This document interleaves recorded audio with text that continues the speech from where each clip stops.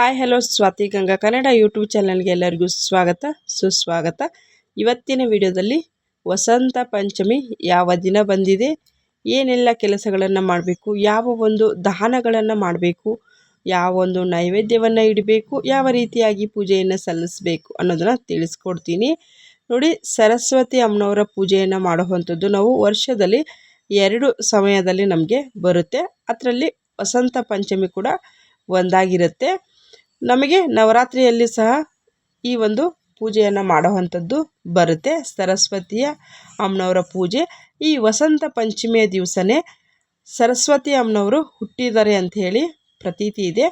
ಹಾಗಾಗಿ ಅವತ್ತಿನ ದಿವಸ ನೀವು ಮಕ್ಕಳಿಗೆ ಯಾರಿಗೆಲ್ಲ ಒಂದು ಅಕ್ಷರ ಅಭ್ಯಾಸವನ್ನು ಮಾಡಬೇಕು ಅಂದ್ಕೊಂಡಿರ್ತೀರಿ, ಮತ್ತು ಯಾರ ಮಕ್ಕಳು ಮನೆಯಲ್ಲಿ ಓದ್ತಾ ಇರೋದಿಲ್ಲ, ಅವ್ರಿಗೆ ಓದಿದ್ದು ಜ್ಞಾಪಕ ಉಳಿತಾ ಇಲ್ಲ, ಮತ್ತು ಅವ್ರಿಗೆ ಓದೋದಕ್ಕೆ ಮನಸ್ಸೇ ಬರ್ತಾ ಇಲ್ಲ, ನಾವು ಎಷ್ಟೇ ಹೇಳಿದ್ರು ಕೂಡ ಅಂಥೇಳಿ ತುಂಬ ಜನ ತಂದೆ ತಾಯಿಯ ಒಂದು ಗೊಂದಲ ಆಗಿರುತ್ತೆ.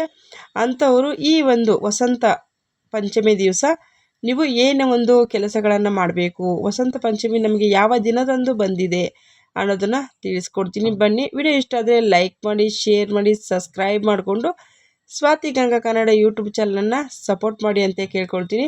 ತುಂಬ ಜನ ವಿಡಿಯೋನ ನೋಡ್ತಾ ಇದ್ದೀರಿ, ಆದರೆ ಯಾರೂ ಕೂಡ ಲೈಕ್ ಮಾಡ್ತಾ ಇಲ್ಲ. ಖಂಡಿತವಾಗ್ಲೂ ಲೈಕ್ ಮಾಡಿ. ಲೈಕ್ ಮಾಡೋದ್ರಿಂದ ನನಗೆ ಪ್ರತಿಯೊಂದು ವಿಡಿಯೋ ಮಾಡೋದಕ್ಕೆ ಒಂದು ಹುಮ್ಮಸ್ಸು ಅನ್ನೋವಂಥದ್ದು ಬರುತ್ತೆ ಅನ್ನೋದನ್ನು ತಿಳಿಸ್ತೀನಿ. ಬನ್ನಿ, ಇವಾಗ ಮಾತಾಡ್ತಾ ಟೈಮ್ ವೇಸ್ಟ್ ಮಾಡೋದು ಬೇಡ, ಇವಾಗ ವಿಡಿಯೋ ಕಡೆಗೆ ಬಂದುಬಿಡೋಣ. ನೋಡಿ, ಇವತ್ತಿನ ದಿವಸ ನಾವು ಯಾರ ಮಕ್ಕಳು ಓದೋದಕ್ಕೆ ಅವರಿಗೆ ಆಸಕ್ತಿ ಇಲ್ಲ ಅನ್ನೋಂಥವ್ರು ಈ ಒಂದು ದಾನಗಳನ್ನು ಕೊಟ್ಟಾಗ ನಿಮ್ಮ ಮಕ್ಕಳಲ್ಲಿ ಒಂದು ಚೈತನ್ಯ ಅನ್ನೋವಂಥದ್ದು ಬರುತ್ತೆ. ಅವರಿಗೆ ಓದಬೇಕು ಅನ್ನೋವಂಥ ಮನಸ್ಸಿಗೆ ಒಂದು ರೀತಿ ಇದನ್ನುವಂಥದ್ದು ಬರುತ್ತೆ.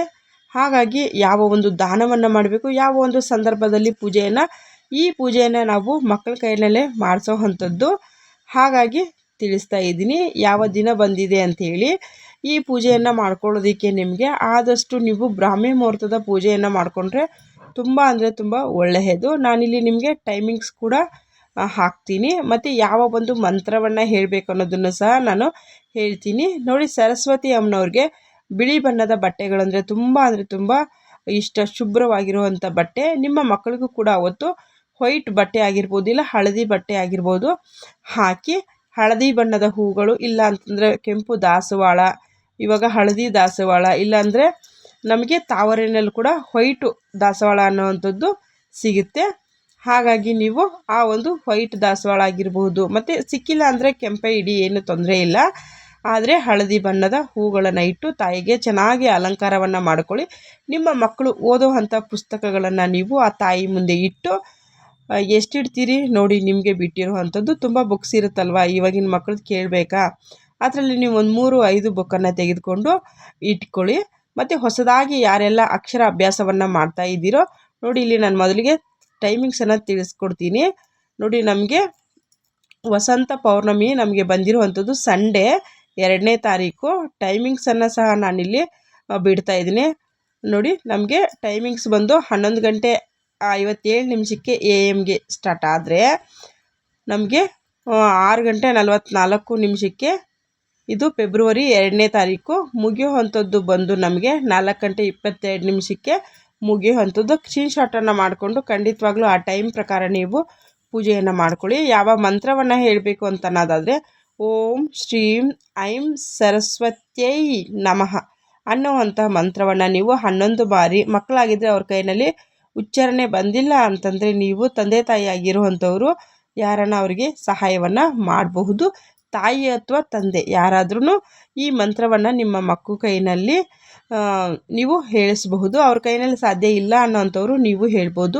ಈ ಮಂತ್ರವನ್ನು ನಾವು ಯಾಕೆ ಹೇಳಬೇಕಂತಂದರೆ, ತುಂಬ ಜನ ಮಕ್ಕಳಿಗೆ ಇವಾಗ ಸ್ಟಾರ್ಟಿಂಗ್ ಅವ್ರು ಮಾತಾಡ್ತಾ ಇರ್ತಾರಲ್ವ, ಉಚ್ಚಾರಣೆ ಅನ್ನೋವಂಥದ್ದು ಕರೆಕ್ಟಾಗಿ ಬರ್ತಾ ಇರೋದಿಲ್ಲ. ಈ ರೀತಿ ಮಂತ್ರಗಳನ್ನು ಅವ್ರಿಗೆ ಬಾಯಿಂದ ಅವ್ರಿಗೆ ಉಚ್ಚಾರಣೆ ಆದಾಗ ಅವರ ಆ ಥರ ತೊಂದರೆಗಳು ದೂರವಾಗುತ್ತೆ ಅನ್ನೋದನ್ನು ತಿಳಿಸ್ತೀನಿ. ಇವಾಗ ನೈವೇದ್ಯಕ್ಕೆ ಬರೋದಾದರೆ ನೋಡಿ, ನೀವು ಸಿಹಿ ಪೊಂಗಲನ್ನು ಮಾಡ್ಕೊಳ್ಬಹುದು.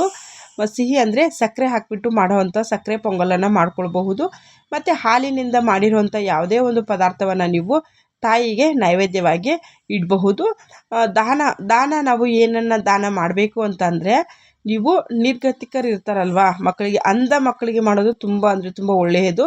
ಯಾರಿಗೆಲ್ಲ ಏನನ್ನು ತೆಗೆದುಕೊಳ್ಳೋದಕ್ಕೆ ಸಾಧ್ಯ ಇಲ್ಲ ಅಂಥವ್ರಿಗೆ ನೀವು ಈ ಏನು ಅಂತಂದರೆ ನವಿಲುಗರಿ ಸ್ನೇಹಿತರೆ, ನಾನು ಇಲ್ಲಿ ಹೇಳ್ತಾ ಇರೋವಂಥದ್ದು ಒಂದು 5, 3 ಈ ಬೆಸ ಸಂಖ್ಯೆ ಬರೋ ರೀತಿಯಲ್ಲಿ ನವಿಲುಗರಿಗಳನ್ನು ತೆಗೆದುಕೊಂಡು ಹೋಗಿ ಅದನ್ನು ನೀವು ಯಾರು ಸ್ವಲ್ಪ ಮಕ್ಕಳಿರ್ತಾರೋ ಅವ್ರಿಗೆ ನೀವು ಈ ನವಿಲುಗರಿನ ಕೊಡೋದ್ರಿಂದ ಕೂಡ ನಿಮ್ಮ ಮಕ್ಕಳಲ್ಲಿ ಒಂದು ಓದಬೇಕನ್ನೋವಂಥದ್ದು ಬುದ್ಧಿಶಕ್ತಿ ಆಗಿರ್ಬೋದು, ಅವರಿಗೆ ನಾನು ಏನೇ ಒಂದು ಕೆಲಸ ಮಾಡಬೇಕನ್ನೋವಂಥದ್ದು ಹುಮ್ಮಸ್ಸು ಅನ್ನೋದು ಬರುತ್ತೆ.